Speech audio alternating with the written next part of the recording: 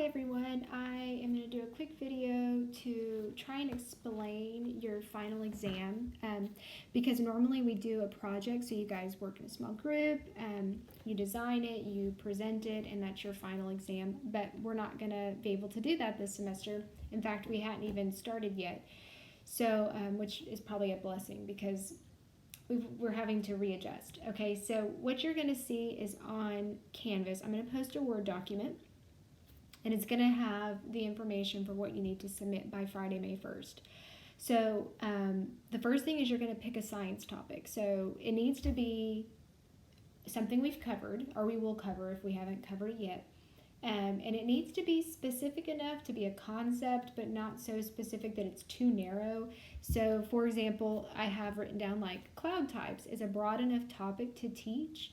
It's a concept, but like picking a specific type of cloud, saying I'm going to cover cirrus clouds, well, that's not probably broad enough to complete everything that you're going to be asked to complete. So the first thing you're going to do after you pick your topic is you're going to design a lecture. Can be PowerPoint. I know you guys have like different softwares you may use. I don't care what presentation you use as long as you can share it with me.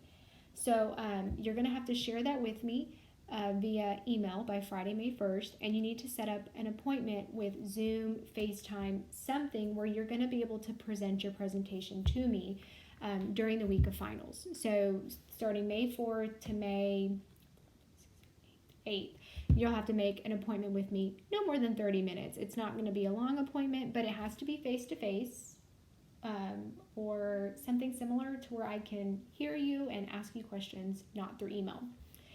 The third thing that you're going to do, so your lecture needs to be at least 7 to 10 minutes long. So if it's too short or too long, you'll lose points on a rubric, which I'll share with you guys once I get that written. And you'll design, so the third part is to design an activity or an assessment. So this is a worksheet, a crossword puzzle, a word find, if you do cirrus clouds, maybe they're going to make clouds or identify types of clouds, like a matching, something like that. But it needs to be a worksheet and it needs to be your own. So don't go out onto Google and find a resource and just print it off unless you're going to give that particular website credit. Okay, if that makes sense. So don't copy and paste it and try to make it look like you made it yourself. If you're going to use a free educational resource, that's fine. Just don't take off any of the information that tells us where it's from, because things can be copyrighted and we don't want to not follow copyright rules. You will need to design a rubric for your activity. So how are you going to grade them? Is it a point system, completion system? How are you going to grade them? That will be based on probably the age level that you're teaching. For kindergarten, you're not going to grade spelling, most likely. The fifth thing that you're going to do is you're going to find a demonstration or a lab experiment, so a hands-on activity on YouTube, or it can be a website link, like a how-to if you want. I prefer a YouTube video so I can see what's going on. And then you're going to share that with me again as part of all of this. And so think of this as like the experiments we've done in lab. Okay, so we talk about looking at cells, different types of cells, and then you guys go out and you use a microscope and look at cells. So something for like clouds that would have been fun would have been cotton balls, and have them make their own, cirrus clouds versus cumulonimbus, and have them glue them on paper. So some sort of activity kind of like that.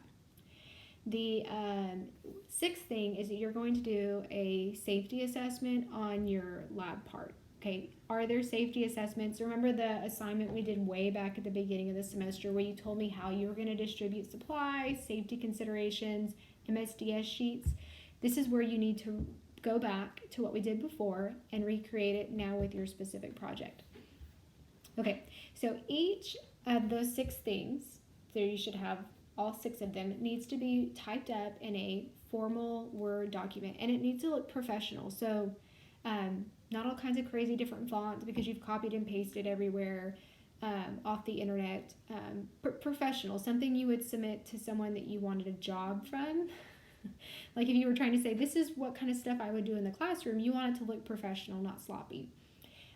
Each item is going to be part of your grade. So, and professionalism is going to be part of that. So if your final project submission is not professionally looking, you're going to lose points on there. If your presentation's too short or too long, you'll lose points. If you don't submit the safety assessments, you obviously get no points.